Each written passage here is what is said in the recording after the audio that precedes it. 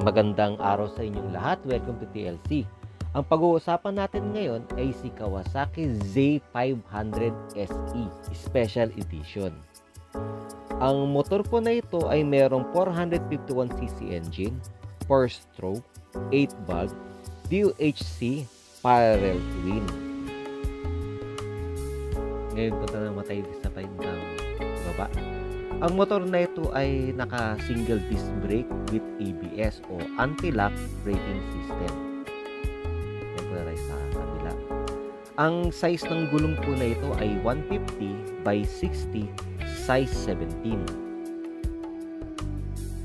Ang signal light po nito at saka yung tail light ay naka-LED na. Ito naman po yung kanyang passenger seat. Ito yung kanyang driver seat. At ang motor po na ito ay merong 14 liters fuel capacity. Ngayon punta naman po tayo sa bandang unahan. Ito po yung kanyang left handlebar na mga switches.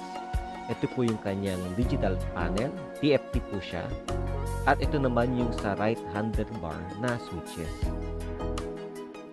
Ang nagustuhan ko sa motor na ito, yung lambot ng kanyang clutch. Ayun o, kahit na isang daliri lang. Ayun o, isang dalirikas natin. Ayun o, isang daliri lang ginagamit ko dito. Sobrang lambot lang talaga niya.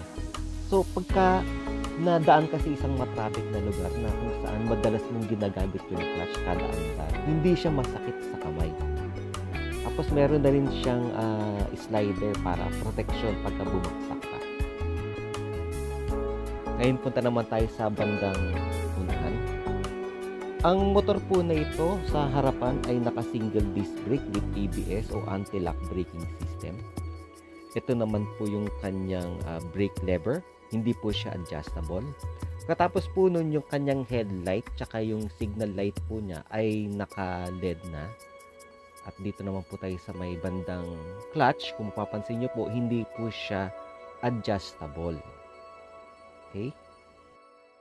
Ang size ng gulong niya sa harap ay 110 by 70 size 17 at yung engine po niya ay meron 51 horsepower at 1000 RPM, 6-speed manual transmission, slipper clutch po siya.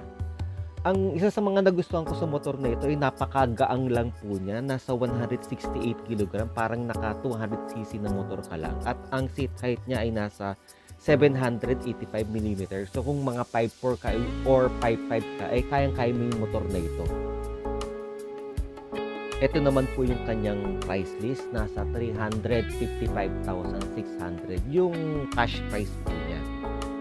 Meron din po itong USB charger para in case mag-charge ka ng phone dito sa may bandang kaliwa. Nakalock lang kasi hindi siya makita. Pero meron po siyang charger dito sa may left side.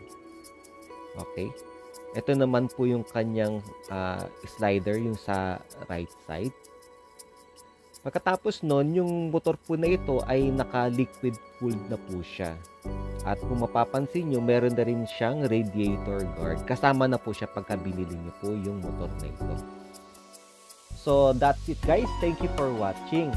Dito po nagtatapos ang ating walkthrough ni Kawasaki Z500 SE. So, hope nagustuhan po ninyo ang video na ito. Be sure to like, subscribe, and follow to my channel. So, see you on my next video. Bye!